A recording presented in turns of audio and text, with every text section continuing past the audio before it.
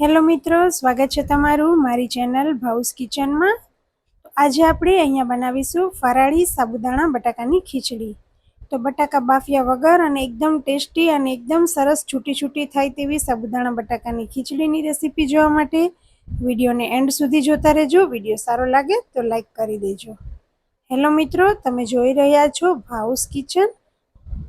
તો આજે આપણે અહીંયા ફરાળી ખીચડી બનાવી રહ્યા છીએ। તો તેના માટે મેં 2 કપ સાબુદાણા લઈ લીધા હતા।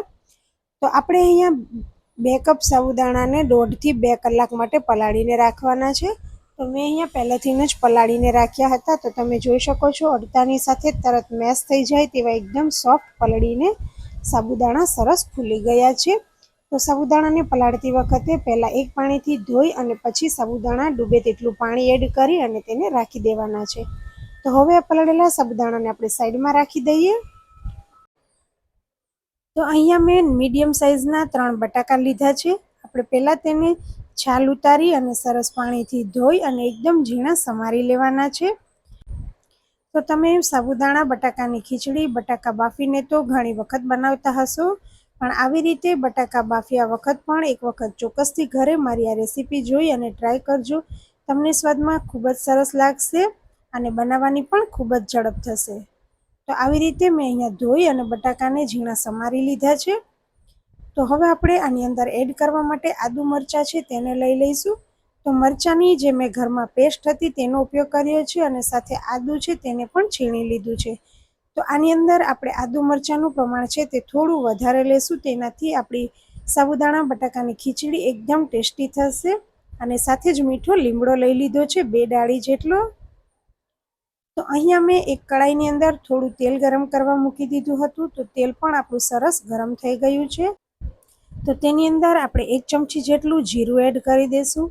જીરું તતડે એટલે તેની અંદર લીમડો એડ કરી દઈશું અને સાથે જ આપણે આદુ મરચાં તૈયાર રાખેલા છે તેને એડ કરી દઈશું। તો આદુ મરચાંને સહેજ તેલમાં હલાવી અને તરત જ આપણે બટાકા છે તેને એડ કરી દેવાના છે। તો અહીંયા તમે લીલા મરચાંનો ઉપયોગ તમારા સ્વાદ પ્રમાણે વધારે ઓછા પ્રમાણમાં કરી શકો છો। તો હવે આપણે આદુ મરચાં સંતળાઈ જાય એટલે સમારેલા બટાકા છે તેને પણ એડ કરી દઈશું અને સરસ રીતે ચમચા વડે હલાવી અને આપણે તેને ચડવા દેવાના છે। તો અહીંયા મેં 3 બટાકાનો ઉપયોગ કર્યો હતો, માટે મેં તરત જ ખીચડી બનાવવાની હોવાથી તેને પાણીમાં નથી સમાર્યા। પણ જો તમે વધારે પ્રમાણમાં સાબુદાણા બટાકાની ખીચડી બનાવતા હોવ તો બટાકા છે તેને પાણીની અંદર સમારવા, જેથી કરી અને તે કાળા ના પડી જાય। અને જ્યારે તમે તેને વઘારો તો થોડા કપડા ઉપર નાખી અને તેને લૂછી અને પછી વઘારવા, કારણ કે આપણે કાચા બટાકાને વઘારી રહ્યા છીએ, જેથી કરી અને તે નીચે ચોંટતા રહેશે અને તમારે તેને સતત હલાવતા રહેવું પડશે। તો આવી રીતે બટાકા ચડી ના જાય ત્યાં સુધી આપણે તેને વચ્ચે વચ્ચે હલાવતા રહેશું। અને અહીંયા આપણે ગેસની ફ્લેમ મીડિયમ રાખવાની છે। તો આવી રીતે થોડી થોડી વારે આપણે વચ્ચે વચ્ચે હલાવતા રહેશું અને થોડી વાર માટે જ્યાં સુધી બટાકા સંતળાય ત્યાં સુધી આપણે જે પલાળેલા સાબુદાણા છે તેને આવી રીતે કાણાવાળા વાસણની અંદર લઈ લઈશું, જેથી કરી અને સાબુદાણામાં નીચે જે વધારાનું પાણી હોય તે નીતરી જાય અને સાબુદાણા સરસ એકદમ કોરા થઈ જાય, જેને લીધે આપણી ખીચડી છે તે પણ એકદમ સરસ છૂટી છૂટી થશે અને ખાવામાં પણ સરસ લાગશે। તો આ બાજુ સાબુદાણાનું બધું જ પાણી નીતરી જશે ત્યાં સુધીમાં આપણા બટાકા છે તે પણ સરસ એકદમ ચડી જશે। તો હવે આપણે થોડી વાર માટે તેને સતત હલાવતા રહેશું। તો અહીંયા આપણે ચમચા વડે ચેક કરતાં આપણને ખ્યાલ આવશે કે આપણા બટાકા છે તે કેટલા ચડ્યા છે।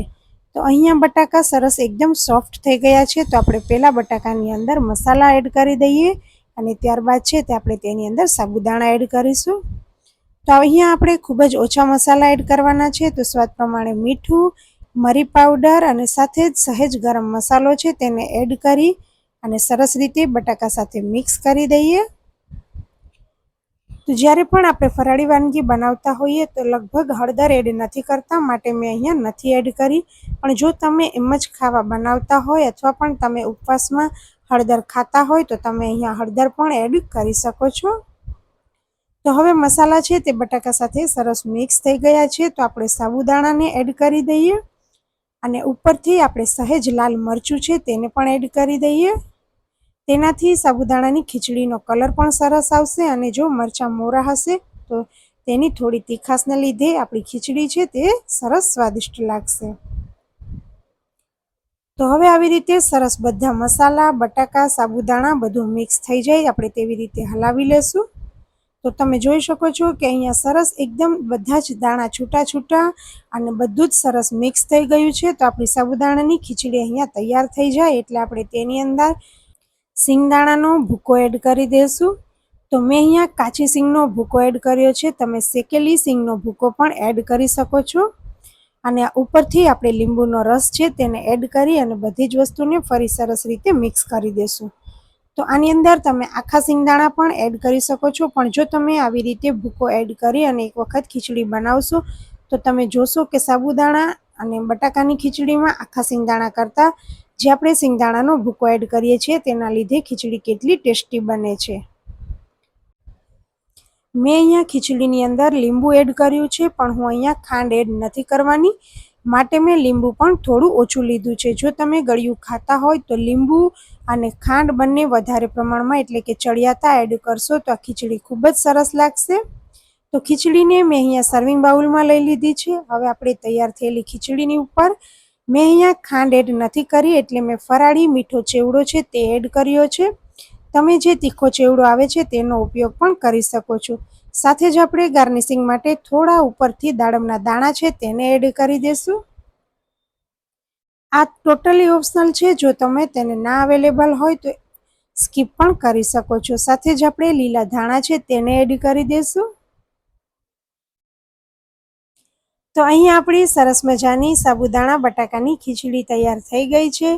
તો જોતાં જ ખાવાનું મન થઈ જાય તેવી આ ફરાળી વાનગી એક વખત ઘરે ચોક્કસથી ટ્રાય કરજો અને મને જણાવજો કે મારી આ રીતથી બનાવેલી તમને ખીચડીની રેસીપી કેવી લાગી. જો મારી આ રેસીપી તમને સારી લાગી હોય તો વિડીયોમાં લાઇક કરજો, ફેમિલી, ફ્રેન્ડ્સ અને ગ્રુપમાં વધુમાં વધુ શેર કરજો અને કમેન્ટ કરીને જણાવજો કે તમે સાબુદાણા બટાકાની ખીચડી કેવી રીતે બનાવો છો. જો આવી રીતે ક્યારેય ટ્રાય ના કરી હોય તો આવનારે ઉપવાસમાં તમે ચોક્કસથી ટ્રાય કરજો. મળીએ નવી રેસીપી સાથે. Thank you.